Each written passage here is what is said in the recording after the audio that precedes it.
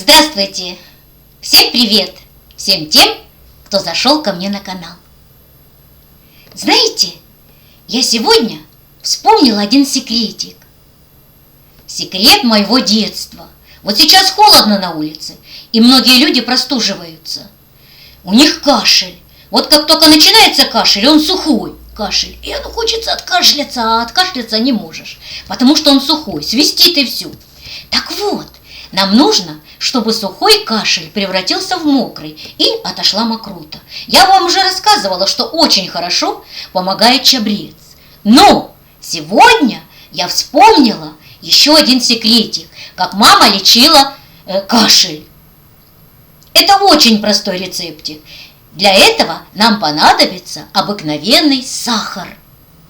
Просто сахар мы берем на сковородку и пережжем. Называется он жженый сахар. Ну а как же мы это сделаем? Берем мы сковородочку, любую сковородочку, и накладываем туда, всыпаем 1-2 ложки сахара. Затем мы хорошенечко все время мешаем, чтобы он не подгорел, а чтобы этот сахарочек стал коричневый, чтобы такой карамелизованный был, красивый. Все. Вот так вот вы можете, когда вы все это сделали, вы берете потом этот сахарочек, высыпаете и добавляете просто в горячую водичку и пьете. Очень хорошо помогает.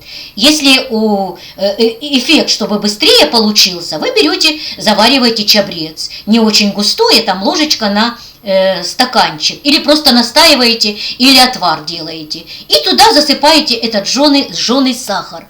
Это будет очень-очень хорошо. И у вас сразу начнется мокрый кашель, то есть отхаркиваться начнет.